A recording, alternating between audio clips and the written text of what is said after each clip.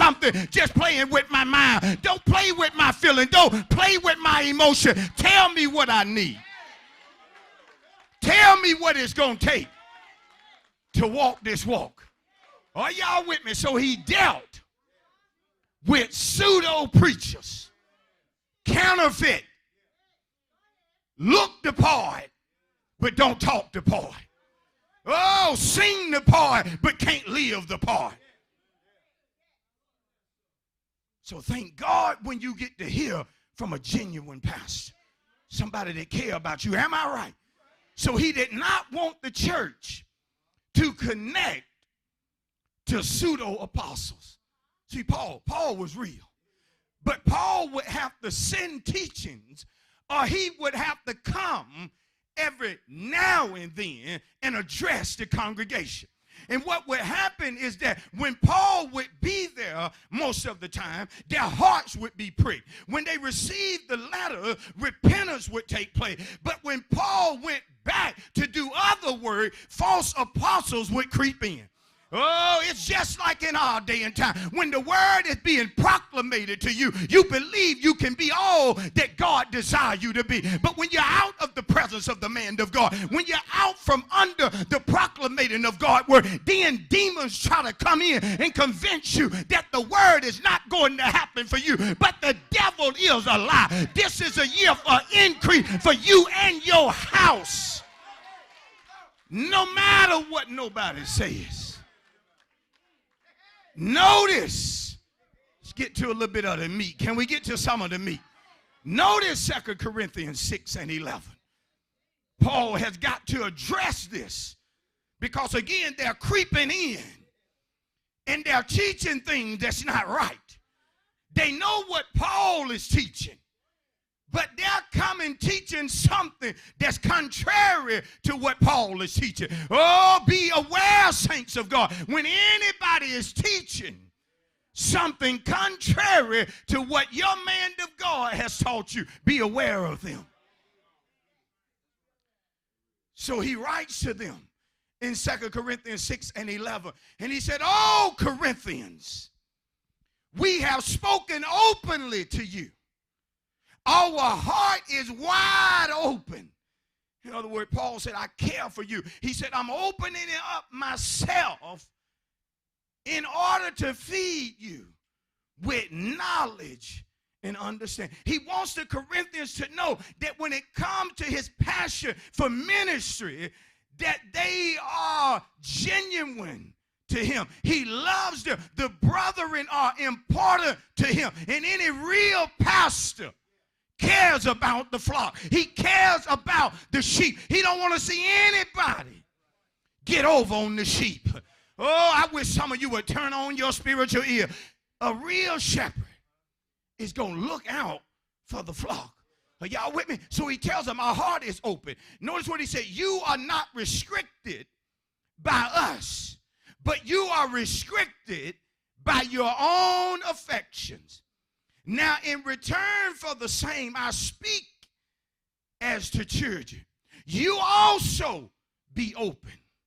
Paul is saying, I'm open to you. I'm sincere when I'm ministering what does say God. But I need for you, Corinthians, to open up your heart and be ready to receive as children.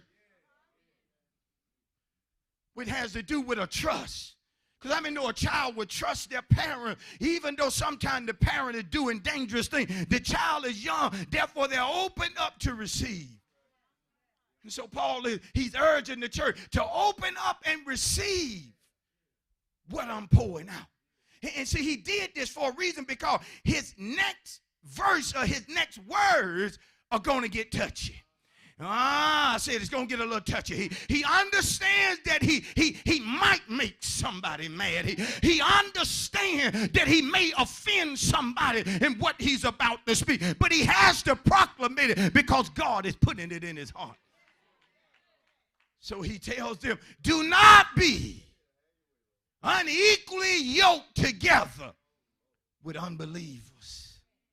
Now, we mostly consider this verse to be for singles, but tell your neighbor, this verse is bigger than single folk.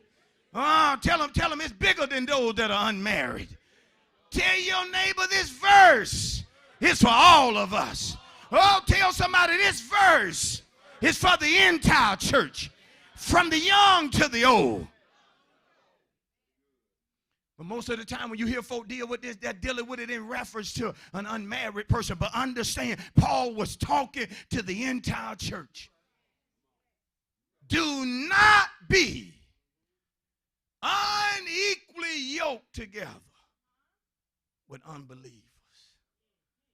To get a good concept of it, you would have to go to Deuteronomy 22 and 10, where the Israelites were forbidden to plow with an ox and a donkey. And see, when they would plow, they would put a yoke upon the animals in order to cause them to plow a straight line. Oh, somebody need to open up your ear. But they were forbidden to plow with an ox and a donkey at the same time. They couldn't yoke up an ox and a donkey, because an ox was considered clean and a donkey was considered unclean. And you couldn't put something clean with something unclean and expect it to plow a straight line. Oh, can I share with the church that you can't be hooked up with somebody that's not living right and thinking you're going to walk the straight and narrow path? The enemy is deceiving you.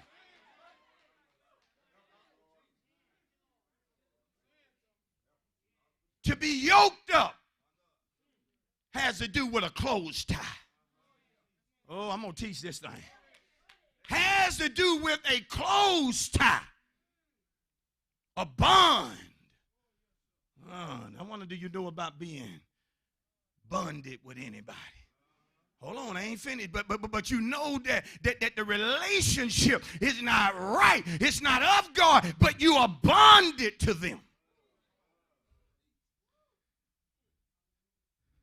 Their opinion matters to you. What they think matters to you. And so there is a connection there.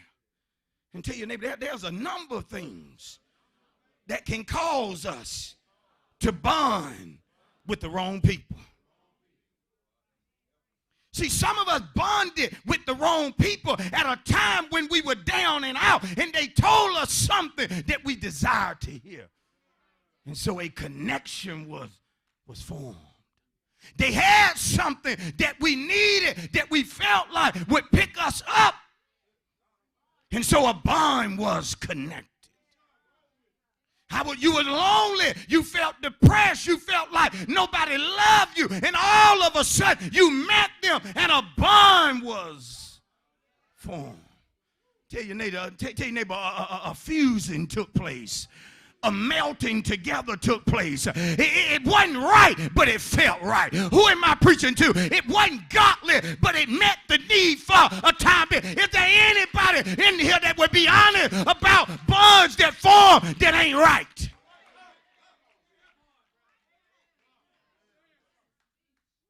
Because you could even be to the point to where you're in their presence, yet you know I shouldn't be here. But the bond is strong. Oh, I wish you just tap two people and just tell, I know what he's talking about right now. Oh, tell him if you don't, just remain quiet, because I know what he's talking about. Oh, he's digging deep right now. There are ties that's not right. So Paul has to preach to the church, do not be unequally yoked together with an unbeliever. It's quiet up in here. It's quiet up in here.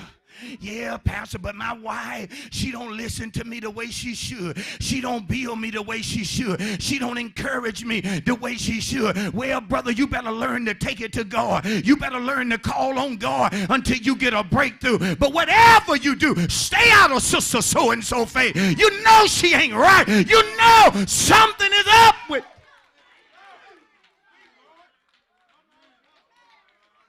Some of us can feel when ties are trying to be formed. But you know this ain't right. This ain't right. I got to stay away from this. I got to get away from this. This is going to take me down. This is going to take me back to doing what I don't need to do. I can't allow this to form. Oh, shout to somebody, easier said than done.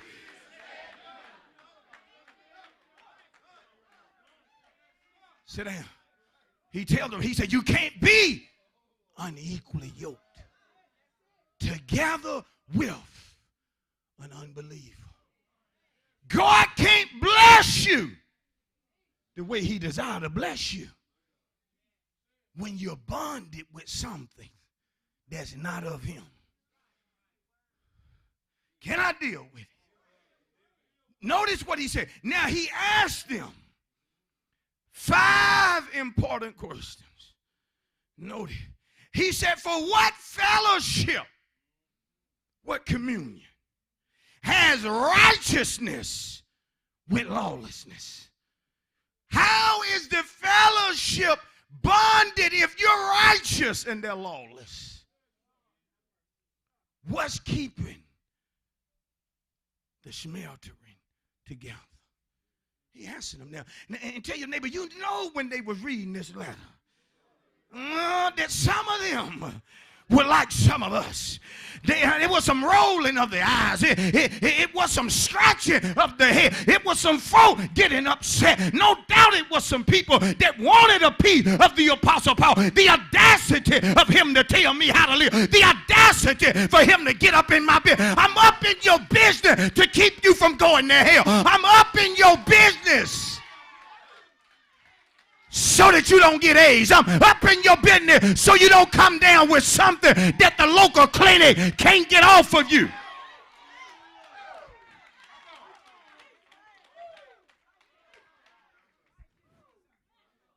Paul said, what fellowship has righteousness with law? And what communion has light with dark? If you're in the light, how can you continue to go back in the dark just to keep that?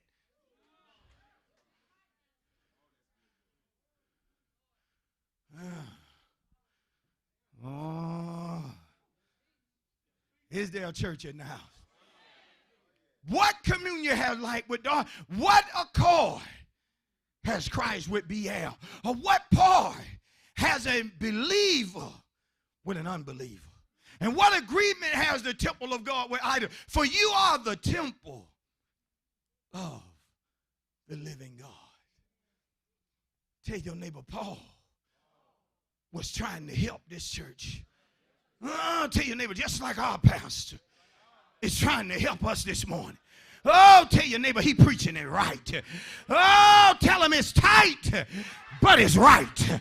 Oh, preach it to one person, tell him it's tight, but it's right. Shout it to one person, it's tight, but it's tight, but it's tight, but it's tight, but it's.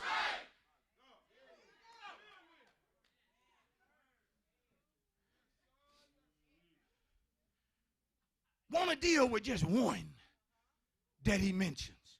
What accord, what union has Christ, the anointed one of God, with Belial? Belial had 2 definitions. One, it was a name used for Satan. What accord has Christ with Satan? None. Second definition is of a wicked or worthless person. I said, we're going to deal with this. What? How can Christ and wicked folk be on the same page? Oh, I'll tell you, neighbor, he's going to deal with this thing. Let me give you some traits of sons and daughters of Belial. Go with me, first of all, to 1 Samuel. Oh, notice some traits. I hear you, sister. It ain't about how much you love him. Listen to the traits. It ain't about how much you need a brother. Listen to the trait. It ain't about how much you love hearing them preach. Listen to the trait.